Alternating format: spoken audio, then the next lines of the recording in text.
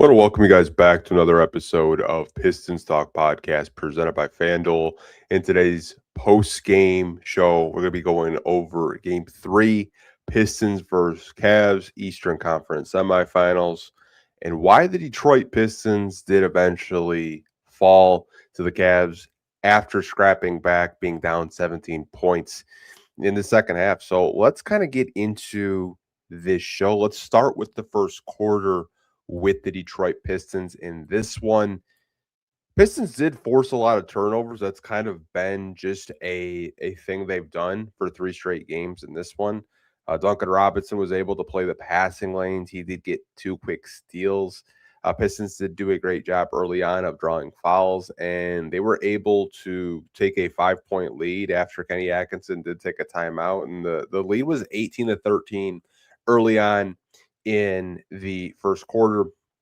One thing that I think Cleveland did such a good job, and I want to give them this credit, is they really attacked Jalen Duren and a weakness in his game that I think he's still trying to figure out defensively is they were able to attack him in pick and roll coverages. They were able to attack him in drop coverages. And Jared Allen did a very good job of finding the sweet spots of where Duren doesn't really play his best. Like it's not really a strong part of his game. They were able to just kind of take advantage of Jalen Duren's lack thereof of rim protection and paint presence defensively.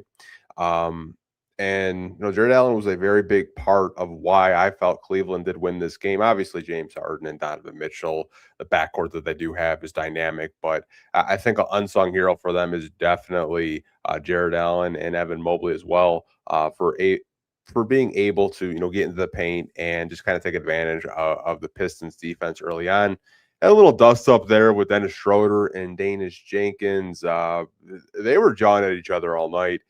Cleveland did take their first lead 21-20 early in the first quarter. Karis LeVert came away with a couple of steals in the bench unit with Stu, Ron, and Javante.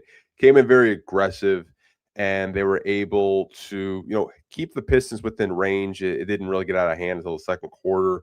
But Cleveland was just hitting their shots. They were driving into the paint, and they were spraying it out to players in the corner from three.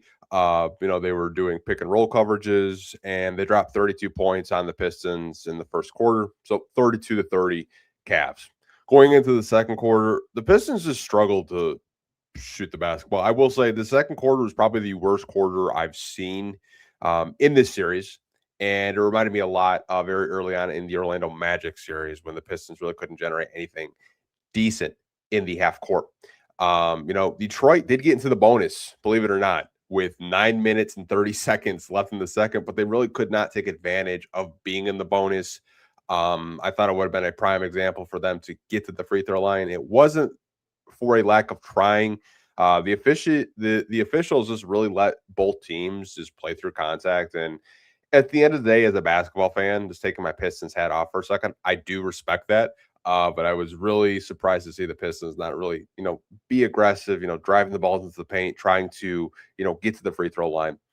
Cleveland's dribble penetration and kickoffs were just hurting the Pistons. 41-34 after Dean Wade hit a corner three and he was unguarded. That happened a couple of times in this game where Cleveland just had a open three-point shooter, whether it was Dean Wade, Max Strus, who's just had just great games, especially defensively tonight.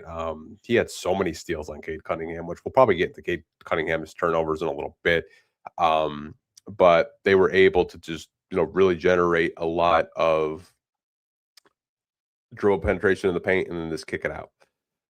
Cade Cunningham, in my personal opinion, in the second quarter, he was really pressing. He was really looking to get his shot. He couldn't get anything going.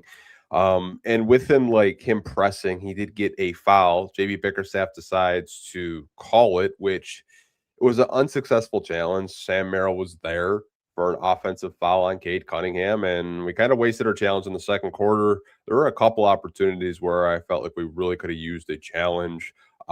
Couple of plays where it looked like it was like a 50-50 ball, could have gone other way, but we did waste it in the second quarter. Sar Thompson did pick up his third foul. He went to the bench. And just my personal opinion, like that, it was just a terrible quarter for the Pistons. Uh, they go down 64 to 48 at halftime. And just the paint defense was just terrible. It was really, really bad. Coming out of halftime, this team just like I love the resiliency of never giving up. I will say that. This game, you would have thought the way Cleveland was playing was going to be over. They're down as much as 17 points. So to start the third, they're making stops, but they can't hit shots. And they're still making stops, and they get the lead down to 11. Kenny Atkinson takes a timeout after Tobias Harris 3. So, 69-58. Paul Reed finally got some clock, which I was very excited to see Paul Reed come into this game, and instant impact. Pistons go on an 11-2 run, and they get within 5. So it's 74-69, and they were getting much cleaner looks in their half court sets. And, the Pistons fight back, and they actually take a lead, 76-74. And then Cleveland takes a timeout, obviously. They go on a 9-0 run of their own, but the Pistons were able, the last 20 seconds of this game to get 4 quick points out of that 9-0 run. And the Cavs are only up 2 to end the third. So it's 83-81 after they had a 17-point lead. And we all know this team is going to fight. They're going to scrap. It was very similar to that Orlando game where they came back and just scrapped and clawed. But to start the fourth quarter, Cade did pick up his 4th foul on Evan Mobley. JB had to take a timeout after it was 92-86. Paul Reed came back in to replace Jalen Duren. Again, instant impact with Paul Reed on the bench. And the Pistons did get a lead. And obviously, Paul Reed is just out of gas. They have to give him a breather, and they decide to bring Jalen Duren back into the game with 4 minutes and 32 seconds remaining on a Donovan Mitchell foul. So the Cavs go up 102-101. Duncan Robinson was able to tie the game, which was a huge three-pointer at that point, and it's knotted up at 104 apiece. But I think what really hurt the Pistons were just the 3 straight turnovers. There was one on a out of bounce play. Max Strus just got the ball, laid it up, and they go up 106-104. Next possession, Tobias Harris, ball was a little bit too hot for him, out of bounds. And Cleveland just really capitalized on the Pistons' turnovers in this one. And then James Harden decided he was going to take over this game. And that's exactly what he did. He took over the game, and he was able to close it out for the Cavs. Cleveland takes game 3, so it's a 2-1 series lead. Pistons still hold the playoff series 2-1. Final score 116-109 Cavs. And Cleveland now goes 5-0 at home during the playoffs. Game 4 will be on Monday. I believe it's back at 7. But, overall, that second quarter was abysmal. You're able to get back into the game. You're able to, to scrap and claw and get back into this game and make it a very entertaining second half. But if you don't have that second quarter and you play the way you did in the third quarter, you'll probably win this basketball game. And I think there's going to be a lot of conversation about Cade Cunningham and his turnovers. There's going to be a conversation about Jalen Duren and his just overall effort and his overall defense in this one. I've seen a lot of people, already kind of talk about Cade's, not taking care of the basketball. And I think you guys have every right to call that out. I want to go over the box score so you guys can kind of see just what transpired in this one. And then we'll open up the show to comments and questions like we usually do. But let's get to this box score tonight. So Tobias Harris, 38 minutes, dropped 21 points. He was great, honestly. Out of all the starters, he was probably the most reliable and consistent. 50% from the field, 7 out of 14, 2 out of 3 from 3, 5 for 5 from the free throw line, 5 rebounds, 1 turnover is a +3. Duncan Robinson had 15 points. He was 5 out of 9 from the field, 4 to 7 from 3, 1 for 2 from the free throw line. He had 3 rebounds, 4 assists, 5 steals in this one. He was a +1. Jalen Duren in 29 minutes had 11 points, 5 out of 8 from the field, 1 for 2 from the free throw line. Only 4 rebounds from him in 29 minutes. It's just unacceptable in my personal opinion. I mean, you're the starting center out there. You have to grab more rebounds than four. He had 1 assist, 3 turnovers, 2 steals, minus 14. Uh, Out of all the starters, he was the only one to have a minus plus rating. Cade Cunningham had a very difficult game shooting the basketball, as you guys can see. 27 points on 27 shots. He was 10 out of 27 from the field, 2 out of 6 from three, 5 for 6 from the free throw line. Had 10 rebounds, 10 assists, 8 turnovers, 1 steal. Um, just a really bad game by him. But if you guys watch the game tonight, Cleveland has decided that they're going to, put multiple bodies on him all night. Really, he had 2, 3 bodies on him at all times. I did feel, throughout the game, he probably should have shot more at the free throw line. I'm not going to complain about the officials. I'm just saying, like, overall, I felt like he did get contacted. Just wasn't really rewarded by the officials. But overall, man, like, you got to do a better job of taking care of the basketball. You cannot have 8 turnovers in a playoff game. You can't go back to how it was in the Orlando series in the first 2 games where you're having, like, close to 10 turnovers a game. You have to do a much better job of taking care of the basketball, especially like just the inbound plays. Like Max Strus had 2 that I can think of off the top of my head. The side out play in the fourth, and I believe it might have been early in the fourth as well, where he's trying to just inbound the basketball. He was winded. The officials didn't reward JB to have substitutions, so Cade had to stay in the game, and then it just turned it to a turnover. Then the Cavs scored on that possession, but overall, Cade's got to do a much better job of taking care of the basketball, and also, you know, I know he is the main option on this team. I understand that, but I really felt like in this game, particularly, he was really pressing, especially in the second quarter. I expect him to come out much more poised and under control for game four. That wasn't really a typical Cade Cunningham playoff game that we've, have witnessed over these past couple of weeks. Like he's been very under control. He's been getting to his spots, having efficient games from the field. This wasn't really an efficient game by Cade Cunningham at all. Asar Thompson in 29 minutes had 9 points. He was 4 out of 10 from the field, 0 for 2 from 3, 1 for 2 from the free throw line, 7 rebounds, 5 assists, 2 blocks. He was a plus 12 in this one. Did a very good job of getting offensive rebounds. He had 3 in this one. Paul Reed, okay, 10 minutes, 11 points. I have nothing to say about Paul Reed. I probably would have played him more personally. I would. He was perfect from the field with his 11 points, perfect from the free throw line, 3 rebounds, 1 turnover, plus 11. He was excellent. Like I know you guys have talked about like let's play Paul Reed more. Paul Reed comes in, it's instant impact. I agree with you guys. He was giving Evan Mobley some fits. Evan Mobley was having a very difficult time defending him, getting into his chest, hit a really pretty mid-range fadeaway jumper on Evan Mobley. I'd like to see Paul Reed get some minutes because it seems, and I don't want to speculate, but Isaiah Stewart really isn't moving the same like he was after that 8-block game. I don't know if there's some inflammation in that knee. I know he's had a calf strain that had him out for multiple weeks before he did come back, but he only played 9 minutes in this one, you guys. He had 4 points, 2 rebounds, and it was a -4 in the box score. If I'm JB, and I know Stu's not really giving you anything, like you have the option of playing Paul Reed. I think we've seen him in these playoffs just be extremely impactful. I know Stu is a very good rim protector, but he's not really doing much rim protecting right now. I don't know if it's just maybe just fatigue playing every other day. I don't know if he's dealing with any kind of ailments. He just really hasn't been the same after that 8-block game against Orlando. Maybe I'm reading too much into it, but I just feel like Paul Reed has just been such a bright spot for the Pistons in the limited time that he has gotten.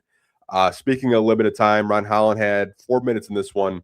Did grab 1 rebound, 1 block. Didn't really see too much out of Ron Holland outside of the 4 minutes.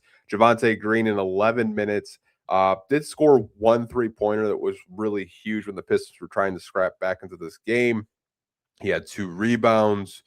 He was a -9 in this one. Karis LeVert in 17 minutes had 6 points, 2 rebounds, 1 turnover, 4 big steals by him.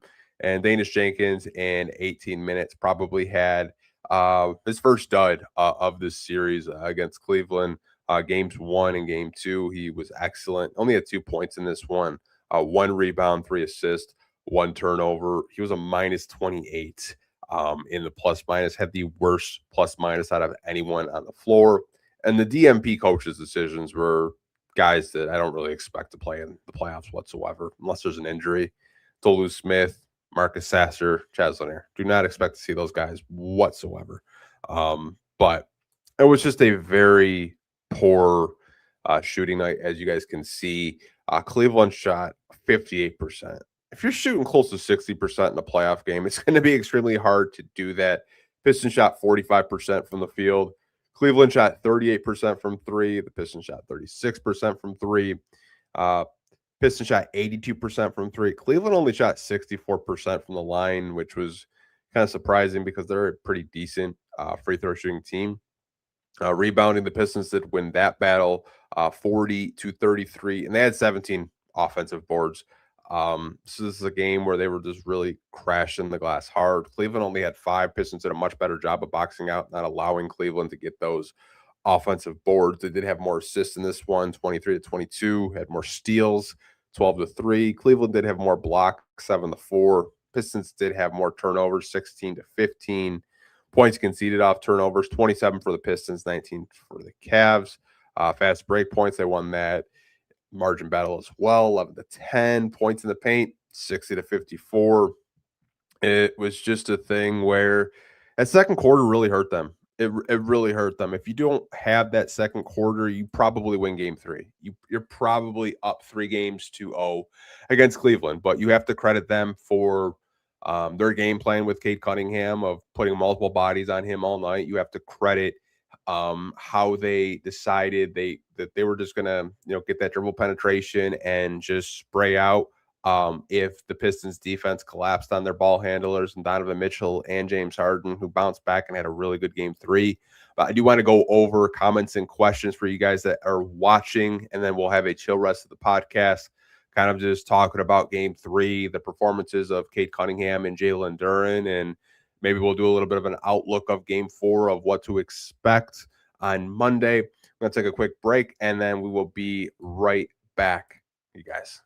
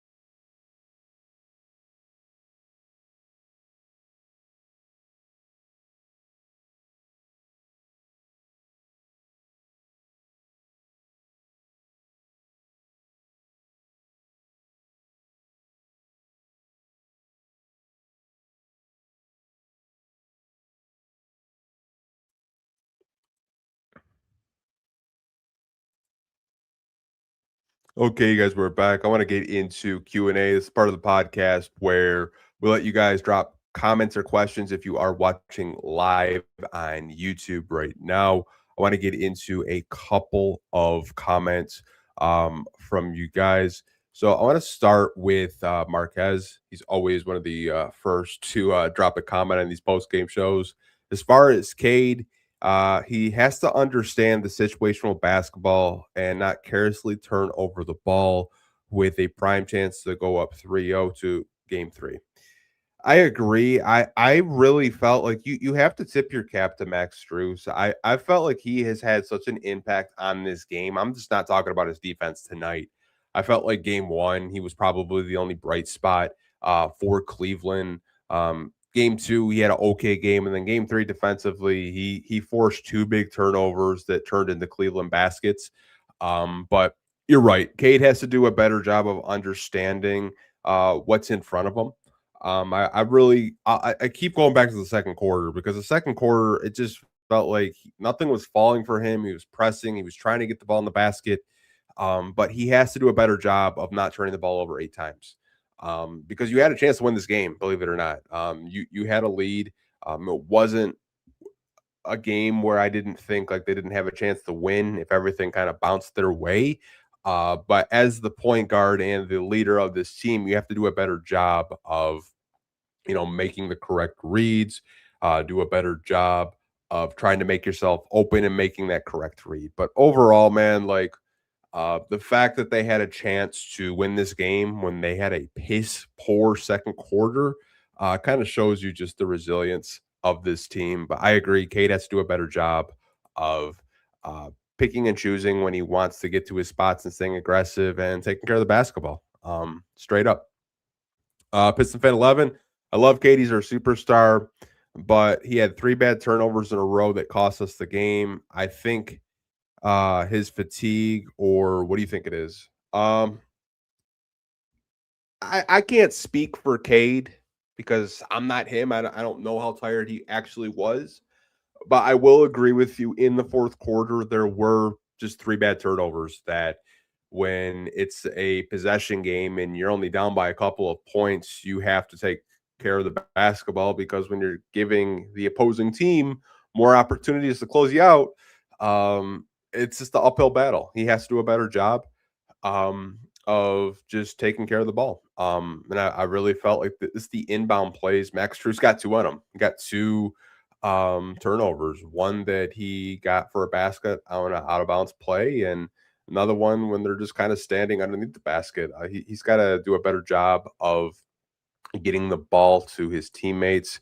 And maybe they can pass the ball back to him. But overall, like those three turnovers, I really felt like cost the Pistons the game, and just the lack of effort to start the second quarter was really bad. Um, Paul Reed really got us going, and he's going to have to play in game four for sure. I don't know what is going on with Stu. He went from an 8 block game versus Orlando from not being impactful for a while here. Yeah, I don't know. I don't know what it is. I know some people have speculated he could be going through an injury. I don't know. The Pistons haven't had any type of public release about an injury. I don't know if they would unless it was extremely serious, kind of like Kevin Herter's been out with an abductor tear and he hasn't played since the first round very early on. But Stu doesn't really look like himself. He's still playing out there, obviously, but it's not like that same kind of energetic fight in that 8 block game, like you mentioned against the Magic. It just isn't there. I don't know if it's just a fatigue thing. I don't know if it's an injury thing. But I'm to the point where I've seen Paul Reed be impactful. I've seen him go out there and protect the rim, blitz pick and rolls. 10 minutes, 11 points. Just just just a complete like difference with him out there on the court. So, what adjustments do the Pistons have to make? I think for game 4, what you have to make is Cleveland is obviously going to try to have the same game plan going into game 4 at their place on Monday. They're going to continue to try to put as much bodies on Cade Cunningham, multiple bodies like they did tonight. They'll switch in between a Max Strus, a Dean Wade, and a Jalen Tyson. I think the adjustments the Pistons have to make is so many times when Cade has the ball, sometimes his teammates kind of just get caught looking. I think what you have to do is really move well without the ball when it's in Cade's hands. So what that means is, making the backdoor cuts, setting good screens without elbowing someone in the face. You know what I'm talking about? You have to do a better job of just trying to execute when the ball is in his hands. And I think defensively, you cannot allow Cleveland to get that deep in the paint and either have kickouts or you have, weak side of, Jared Allen getting dump off passes for dunks or Evan Mobley just having his way, dunking the basketball in the paint. Like you have to do a better job of having James Harden and Donovan Mitchell take difficult jump shots and make sure they're not getting so much prime real estate in your paint defensively. Like you have to do a better job at that. And also closing out on the 3-point shooters. Like Cleveland is a pretty good 3-point shooting team. Like they got Sam Merrill back, who wasn't available for game 2 because he had some sort of a hamstring injury. He's a good player. Max Strus is a good 3-point shooter. Dean Wade can hit the occasional 3-point shot. James Harden can hit threes. Donovan Mitchell can hit threes. I really felt like our on-ball defense wasn't as strong as it was for game 1 and game 2. It can be much better for game 4, but I think the adjustments they have to make is being better on the defensive end of the floor and don't have a quarter like you did in the second quarter. There was a lot of just pressing. There was a lot of isolations. The ball wasn't moving as crisp as I think it possibly could have. So if you play like you did in game 1 and game 2, where you're moving the ball, you're moving without the ball, communicating, having good defensive possessions, turning over Cleveland, I like your chances going up 3-1. But you can't have a second quarter like you did, and you can't allow Cleveland to shoot damn near close to 60% for a game and expect to win. You just can't. Even with that, you still had a chance to win because of your defense. And defense is going to win them this series. Like you just cannot allow them to have such easy looks like they did tonight. Cade's turnovers were killer, even with the heroics. 100% agree. I know we kind of touched on it with Cade Cunningham's turnovers. He's got to do a better job of just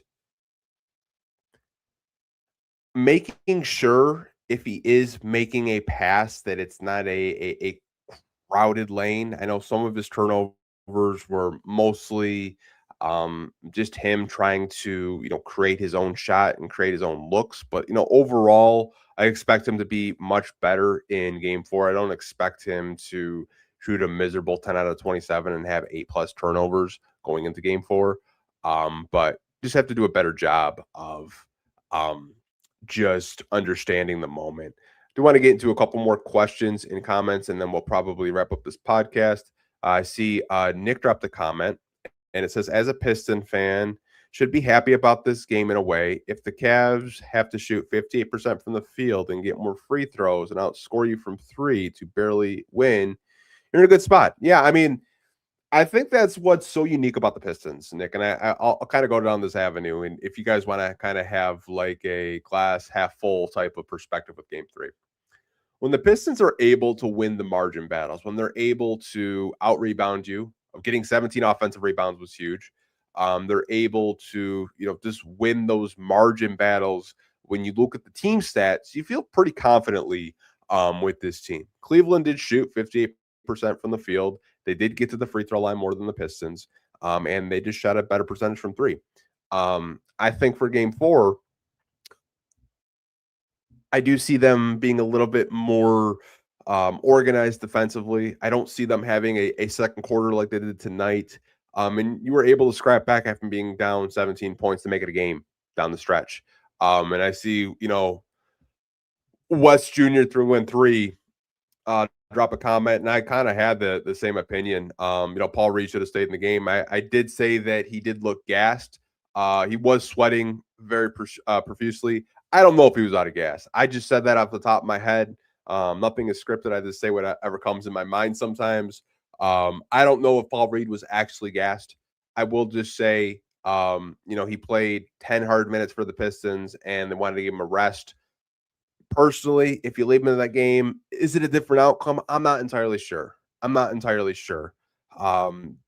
did really like his minutes out there when he was boxing out. He wasn't allowing Cleveland's bigs to get, second chance points or offensive rebounds.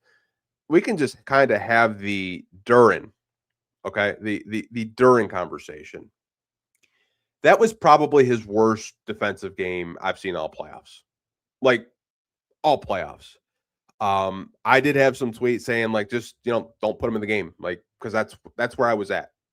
That's where I was at. Paul Reed to me was a big reason why they were able to get back into this game.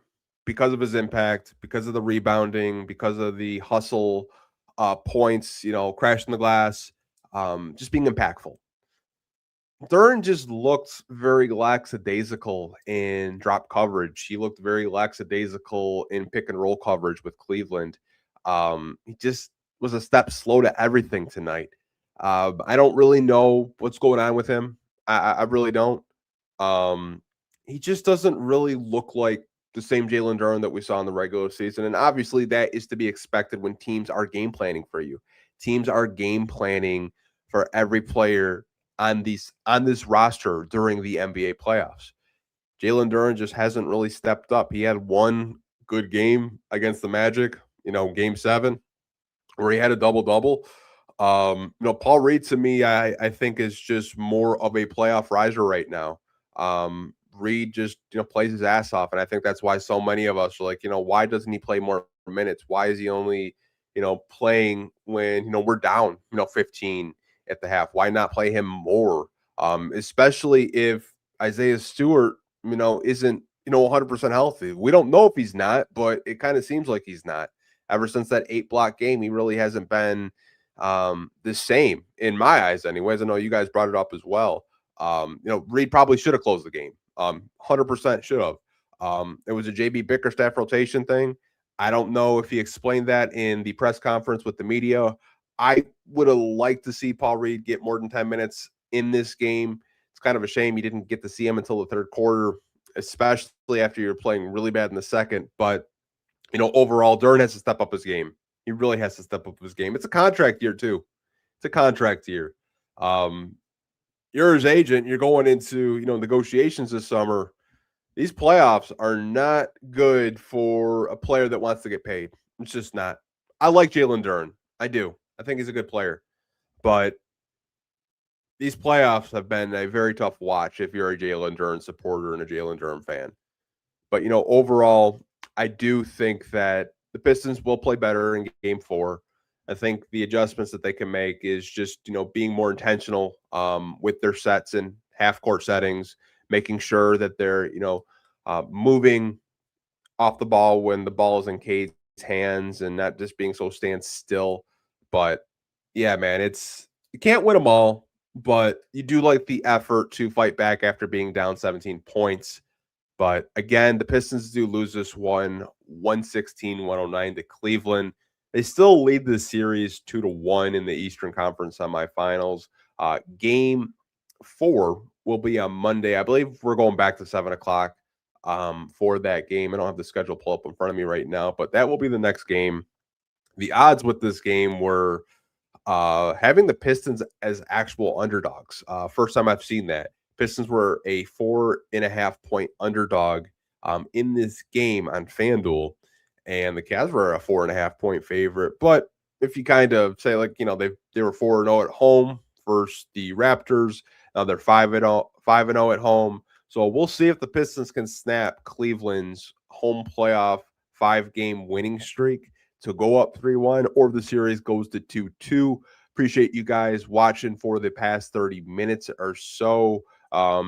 If you guys could, on the way out, hit the like button. It does really help the YouTube channel a lot. If you're an audio listener and you do enjoy the content, or you have some suggestions, or you want to see us get a guest on, whatever it may be, definitely let us know in the YouTube chat, or comment, whether you listen on Spotify, Apple, whatever it may be. We want to hear from you guys to make this podcast more enjoyable for the consumer. But we'll see you guys on Monday. And as always, go Pistons. Peace.